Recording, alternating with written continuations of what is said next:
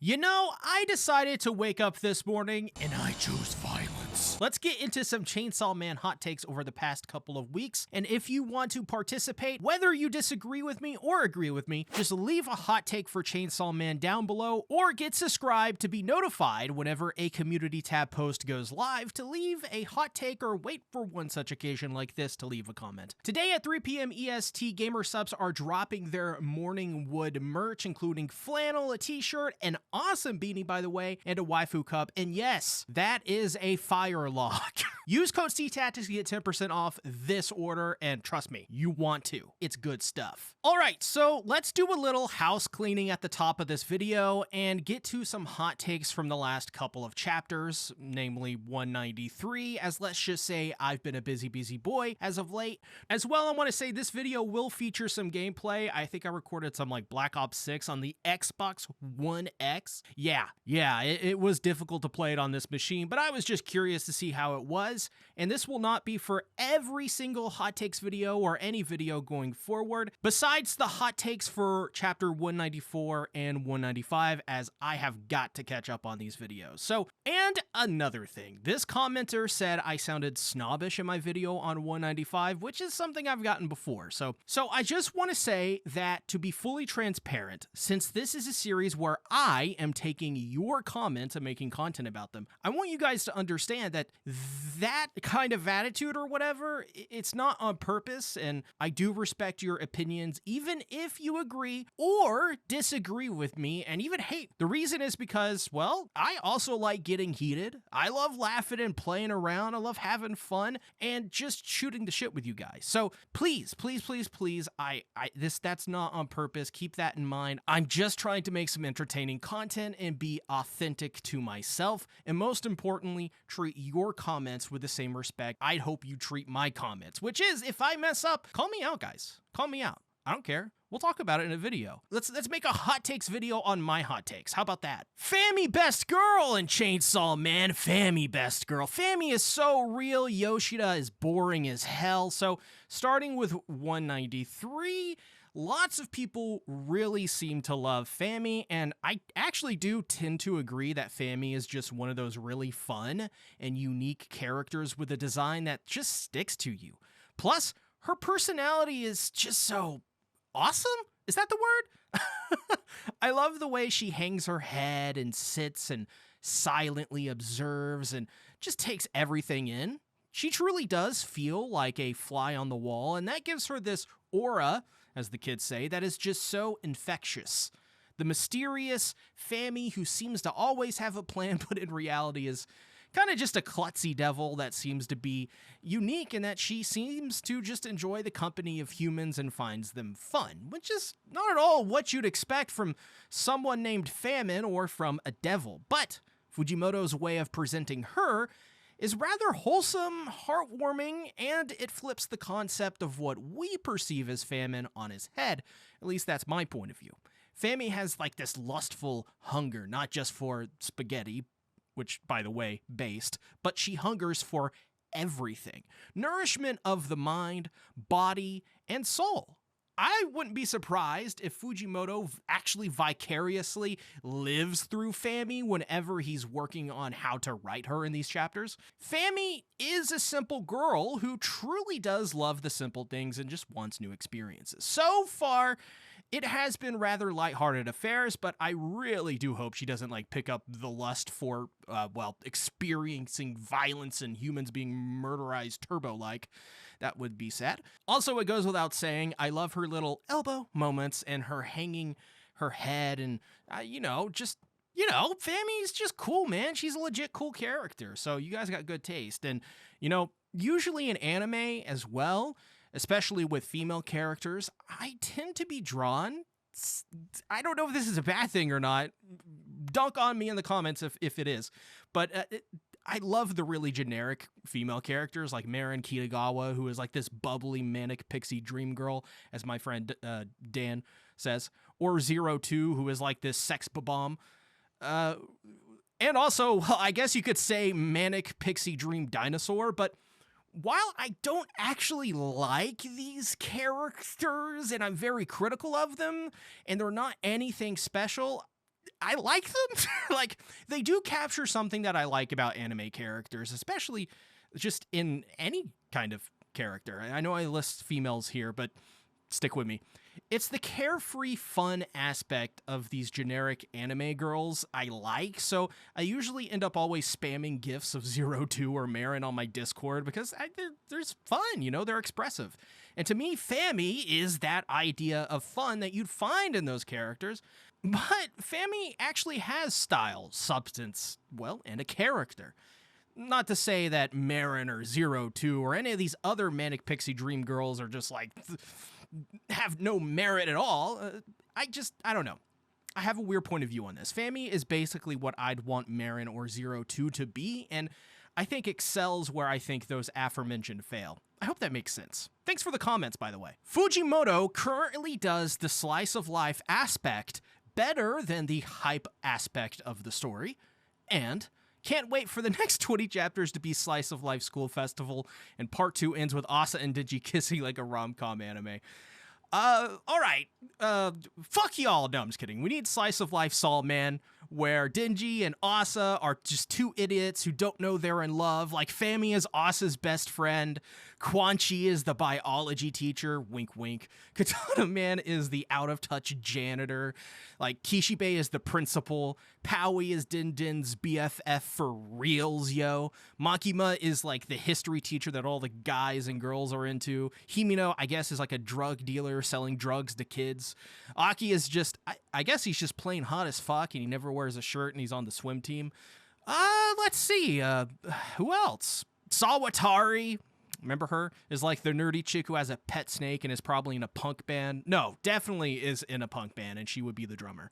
I think Kobeni could also probably just be like the twink character. And who else? Nayuta? I guess she would be Makima's little sister and everyone likes her because she's a little shit and causes a lot of chaos, but in a loving way. So it's like, oh, you little shit, we hate your guts, but you're just so adorable and sweet, and there is like, I don't know, there's a heart in all of that mischief, right? Western readers are either way too positive or way too sensitive. Where I am from, we kind of just shitted on or do nothing. No hype, no emotion.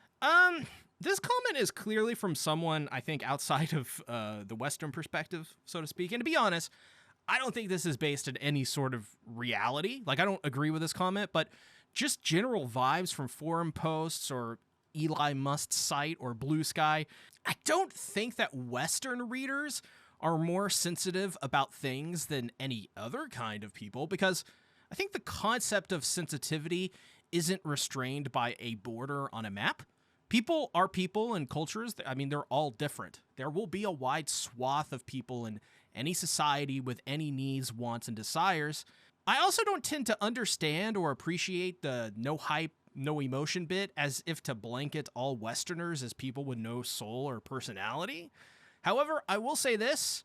I try to take a balanced approach and try to dig a bit deeper to understand maybe like an underlying sentiment or some type of hidden subcontext. In other words, like a kernel of truth that you can find in every comment. I think the internet can make people seem more black and white than they actually are. But ever since this year started, I personally have given a concerted effort to just get off YouTube, get off social media, especially off of Reddit, and just out of the rigmarole of the drama and the algorithmic feeds that, things push you. Because what I've noticed is that in the real world, in real life, when you go out and touch grass, people seem to have a lot more color to them. They don't care about hype or emotion. People are just living and trying to make the best decisions that they can.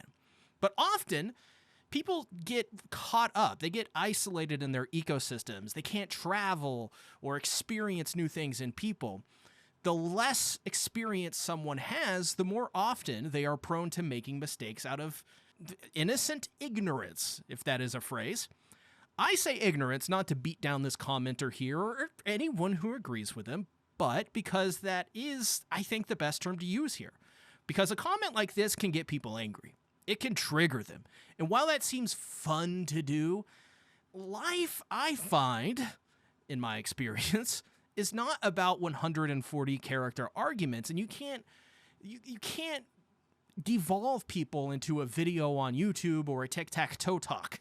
And as well, let's not do this nationalism thing either, or turn fictional borders into ways to corner swatches of society into either good people or bad people.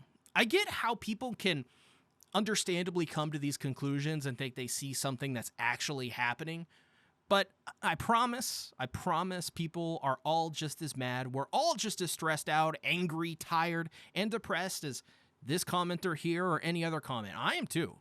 I take medications. I got to get my blood drawn every year. I got to take that Zoloft. I struggle with my physical health at times, even with that. And I want to be in a better place than I was yesterday.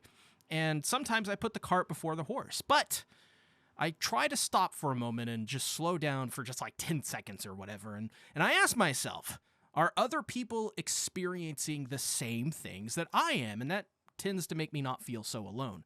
Chances are we are more similar than you might think, in that our differences in culture or pathology really shouldn't be what deters us, but what unites us. Because just as an example, not bringing this up for no reason, just whatever comes to the top of my head, because sometimes you'll need Joe the redneck to fix up your car. Despite his ignorance of subjects you personally may be learned on, Joe as well will one day need to call upon you to help him understand some things in life as well. Or maybe you know something about cars too that he doesn't. I mean, we can still disagree, right? But let's remember we all struggle with the same things and are trying to figure it out the best we can. I don't want to be preachy here, and if that did come off as preachy, I sincerely apologize, but I'm just trying to express myself through this comment and my side of it. Because this comment didn't really seem to have anything to do with Chainsaw Man, if that makes sense. More or less just people's reading habits and internet habits, if that makes sense. Grimmy VA. I hope that person's an actual VA. That'd be freaking cool. Like having a name called Grimmy VA, that'd be awesome. I more and more feel like Denji's development from part 1 is being undone, making him just a degen for the fun of it and not with any deeper reasoning. Grimy brings up a fine point, and I can see how someone could see part 1 where Denji is like constantly fighting against women who want his heart and dealing with how the world has abandoned him and making him a slave to the needs of others. But I also do think that part 2 Denji is really not any different, nor is his character arc really being undone. I think Grimy may be misunderstanding some things here, but because remember, Fujimoto isn't in the business of writing stuff like a Jujutsu Kaisen, JoJo, or Naruto. And not saying that those series are bad. I actually am a huge fan of all 3 of those things. I have a Naruto figure, by the way. I would say have the perspective of trying to understand the message of what Fujimoto is trying to convey truly when something seems like it's comedy. Like, ask yourself, is it? Is it comedy? Or is this just written in a way to hide the true subcontext as to truly, like, actively challenge the reader? I'm not saying to overanalyze something now. I just think there is a huge benefit in shifting your perspective from Chainsaw Man just being like another popular shonen manga on Manga Plus to something like a Twin Peaks, which is something I will bring up from now on. Let me tell you, I'm on season 2. It's freaking awesome. 1984, or hell, like, I don't know, something even like Terminator. That's pretty deep too. Like, I don't know, try to read into what characters may be thinking from their perspective and surrounding subcontext. Is Denji just a horn dog, or is he actually conscious of what is happening to him? Is Asamitaka being removed from the story in favor of Yoru, or is this just the way the story is being paced and may require a bit of patience? And as we know, patience indeed is a virtue, not something you can just live without. You gotta work on it a little bit, You have to have patience when it comes to some things, because I think there is a deeper reasoning for Denji's behavior. I mean, think about it. Denji, he is extremely frustrated sexually because he's a human living in a world that is literally crumbling. Oh, and by the way, he's the hero of humanity, Chainsaw Man. Is he becoming a degen, or is the stress building up in his perceived view on relationships is through his only experiences he's ever had with women? Think of it this way. A perspective shift, if you will. Makima used him like a dog on a leash. For all he knows, Rize tried to murder him multiple times and abandoned him with no reasoning, stringing him along. Power is a racist. Himino was literally grooming him in an arguably worse way than Makima was to some degree. Do we not remember her getting on top of him? Fumiko was basically Himino 2.2 for a while there. Yoru was despicable and sexually assaults him for her own kicks, and Power's racist. And let's not forget that Power's racist, and she smells like shit. We have seen like every single interaction Denji has had with a woman ever.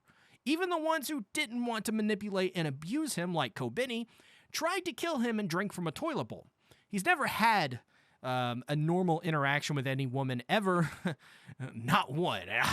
And don't get me started on the men in his life, because they're honestly not any better. Except Kishibe, because Kishibe is cool. And Fujimoto, man, I'm on my hands and knees, by the way, right now for you. Please bring him back. Please. He would be awesome in part 2. But other than that, I also think probably Aki is the most normal person he's ever known. And ironically, Asa is probably second place. So good comments so far. Let's see what we got next. Trigger warning for this one. We get into some really deep topics about sexual assault and stuff. I honestly get annoyed when people think that a lot of the strange or traumatizing things in Chainsaw Man are based off of the author's fetishes. As someone who is male and who has been assaulted and manipulated emotionally by women in my past, I see it more as an artistic representation of horrid toxicity and Denji's constant struggle to attempt to understand and cope with the wounds left by people that promise to protect. All on top of the fact that often he is surrounded by people, yet he is still at the end of the day alone. Soul Poker, I think he's like 100%. He's on base with his take. This is a base take. I've seen a lot of people on Blue Sky as an example, because I've just been on that more recently than any of the other social medias, have this perspective. And it really does not sit well with me, and I don't know why that is sometimes. I'm going to try to explain it the best way I can. And a lot of those same people that decry Fujimoto over Yoru sexually assaulting Denji and other Chainsaw Man fans, man or woman, it happens, that they don't realize they have a very specific and narrow point of view on this subject.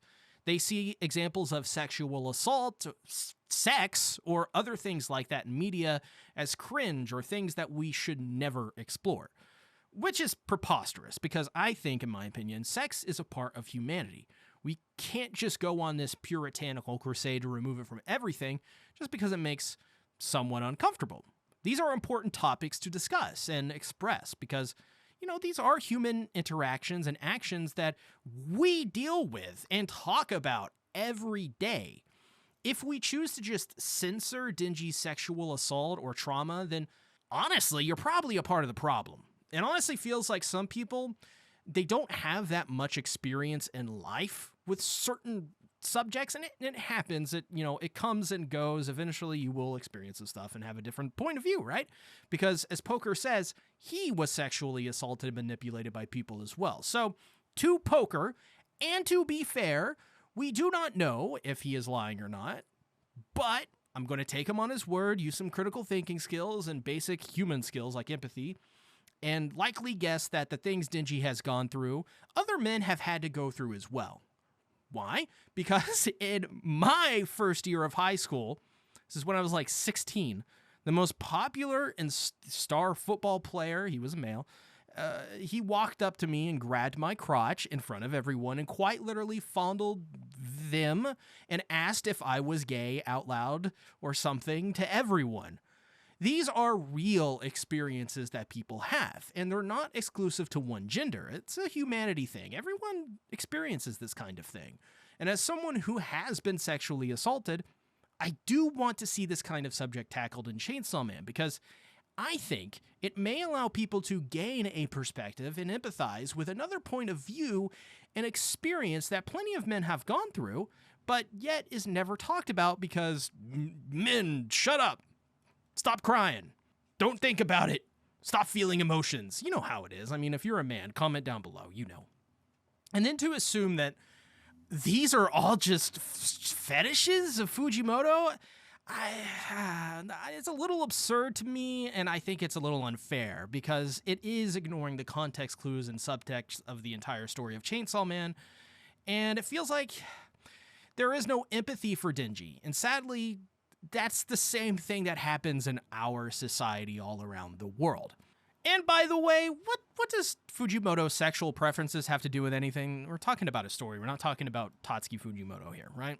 And also, hey, it is still normal, I think, in my opinion, in 2025, for men to be treated the way that Denji is often treated. And it seems Fujimoto feels like that's no exception either.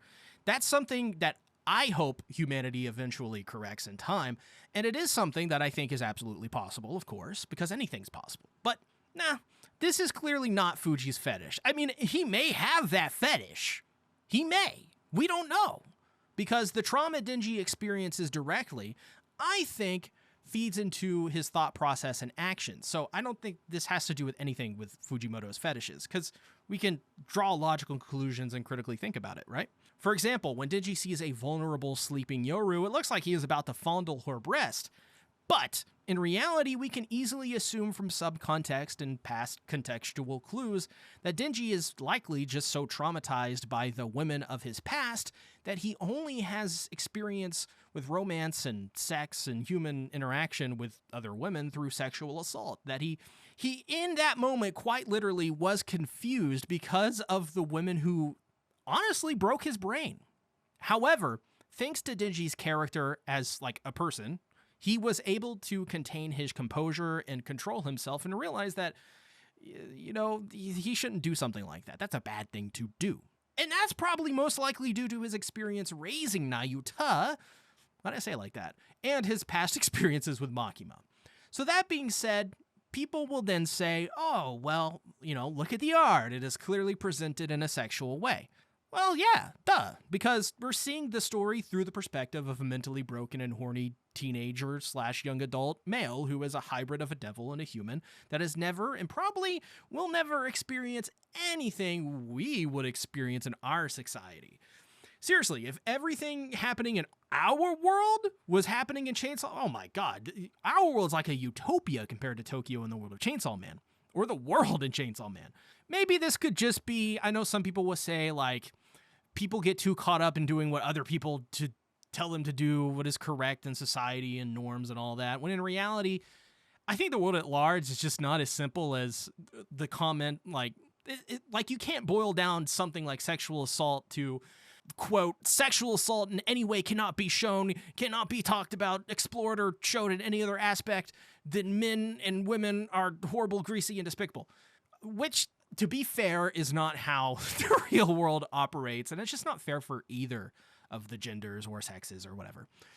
But like in the last hot take videos I did, it seems that the chapter between Yoru and Denji in the alley really did mess with people and got them sort of confused about some things. But at the same time, I don't think we should condemn these people who are being obnoxious about it either, as while we may disagree on this perspective, it's just social media. So let's remain cordial and just understand at the end of the day, no matter which side you're on or whatever, this is a manga, and while the subject matters are serious ones, we don't need to start World War IV over this and blow up our feeds with angry posts and moments and regurgitate the favorite counter talking point or talking point. Let's lead as singular people, right? Let's just chill. Let's take a step back and just be cool, man. Let's be cool to each other. Sorry if that's preachy. Denji causes his own tragedy. I don't know. I don't know about this. I think I don't agree with this, but I also agree. I don't know. I think that on one hand, Denji has had so much suffering at the hands of others that you can't possibly just say, this is all Denji's fault. However, Denji, at the end of the day, does indeed have autonomy over his own body and his own decisions. So does this not mean that this is Denji's fault? That he is the sole cause of his own tragedy? I think it's a little more complicated than just, this is either him to blame or everyone else is to blame. Denji was brought into this life as a little boy, and even before that, he was in an unstable and abusive family. We also know he had zero education and almost no proper social skills or experiences that normal people would have the pleasure or luxury to have. He's not educated. He doesn't have a proper job, and his past work colleagues are equally as messed up as he is, and they're colorful people to say the least. In public safety, Makima had control over him and vowed to kill him if he acted out on his own, along with his friends. This was a leash on Denji's autonomy, and based on his life up until that point in the story, Denji, 15 years old or whatever it was back then, I don't think he would even know how to fix himself or actually even consciously understand what is going on in the world and what is going on with him. I think a good example is to go to another anime series. In Violet Evergarden, there's this great scene where someone tells Violet that right now she may not feel it, understand it, or notice it, but she is on fire. I think that's episode 1, by the way. But anyways, that fire is the fire of her past as being used as a weapon of war and the trauma that comes with that. In many ways, I think that's a very apt comparison because both Denji and Violet were used by others and then rescued by someone else to live a normal life, and both have something, taken away from them in the process. Denji has his heart taken and Violet has, her arms taken. Both as well are left to deal with the ramifications on their own. But through their jobs and interactions with other people, slowly they were able to put together the pieces of what is left of their life and create something that works for them and build a shaky but stable foundation from there. Would you say that it is Violet's fault for being a weapon of war? That she caused her own tragedy? Probably not, because, well, first of all, she's a cute anime girl. And also because it's just not right when you begin to empathize with Violet's position and her experiences in life. And I'm not saying that if an anime girl or a girl or whatever or a boy is cute that we should just forget about it. I'm just saying usually if you're a prettier person in society, you tend to forgive them. You get the pretty pass, right? It's the same with Denji. It doesn't mean that his actual decisions are all forgiven and cannot be criticized, because a mistake is a mistake. But in life, people are not judged on the mistakes they make, but how they respond to failure and move forward. Because once a person is able to understand that, only then can they really begin to really understand what it means to live as a human. Denji makes mistakes. But Denji learns from mistakes, and he moves forward, and that to me is what matters the most. Mistakes mean almost nothing if you can identify the mistake and never make that choice again and understand why it was the wrong choice. At that point, really, it is not a mistake, it is a accomplishment, a successfully reached goal, right? So thanks for the comment, that was really awesome, thanks.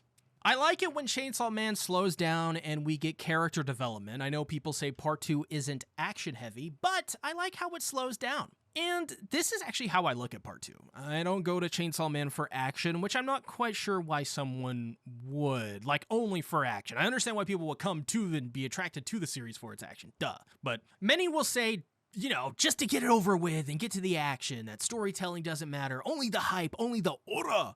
Only the 60 FPS 4K clips on YouTube is, oh, please stop doing that, by the way, this is all the things that people care about. And for those people that, they may like that stuff, that may be true to them, and that's fine. But one thing that is still true and undeniable is that story is king. It will always be. Action is great, but what elevates an action scene is our connection to characters, and we cannot connect to characters if we do not have a story. And still, some will say, oh, but that's too much story. Well, would you rather have a rushed and unfinished character arc or something that's properly done, crafted with love, care, and respect, something that's authentic, that you remember for a lifetime? Or just something that you'll remember until next week, or when a content creator makes a you don't understand Chainsaw Man story type video 5 years after it ends, and only then you will give it the flowers and fully appreciate it. And then when that video inevitably ends and goes out of the algorithm, you forget about it again.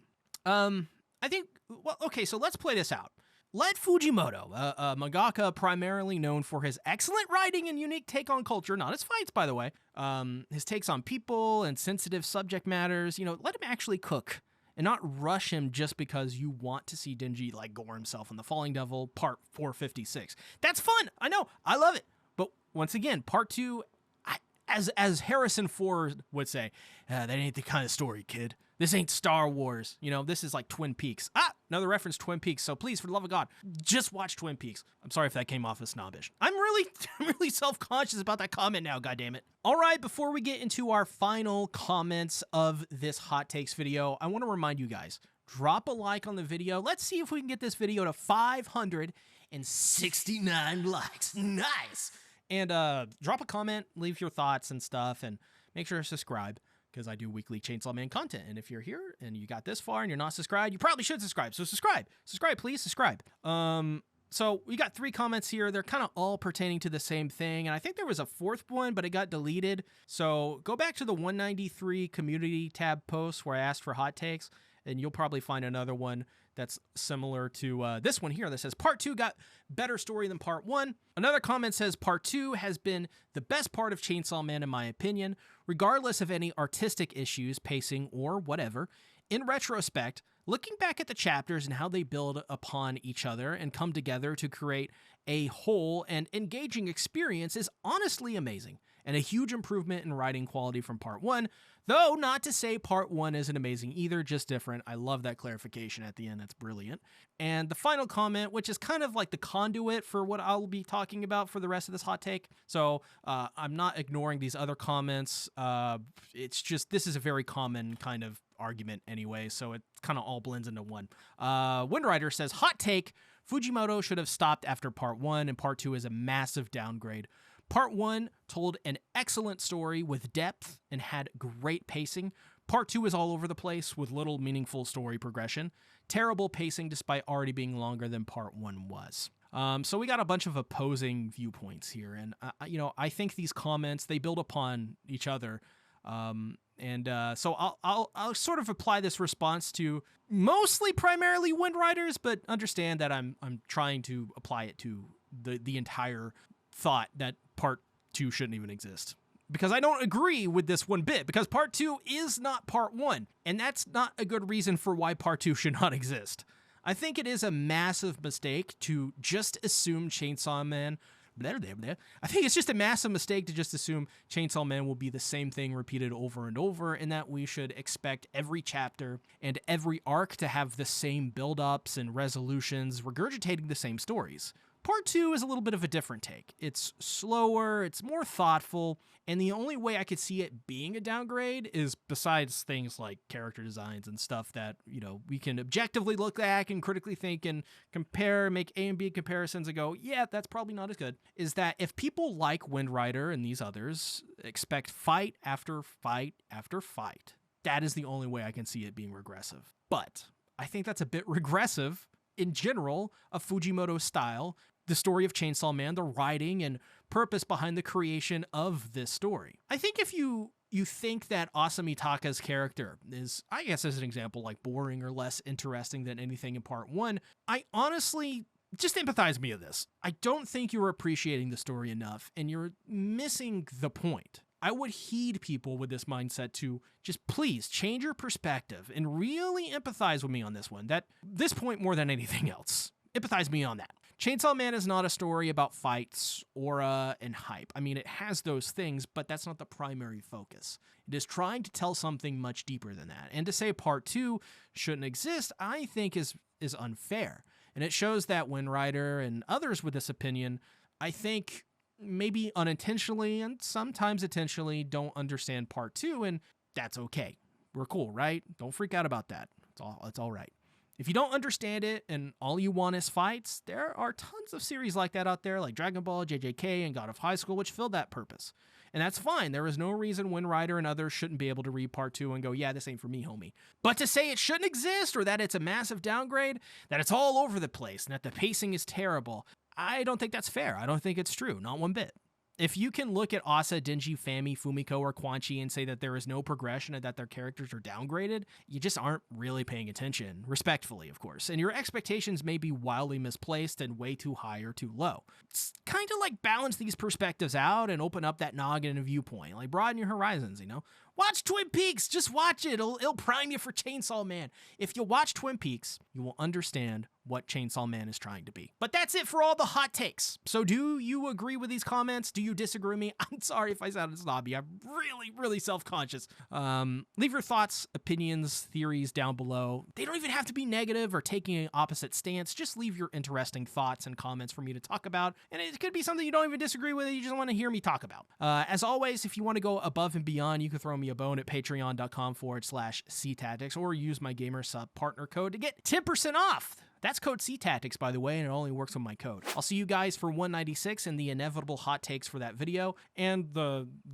backlog of hot takes I gotta get through as well. So thanks for watching. See you in the next one. Bye.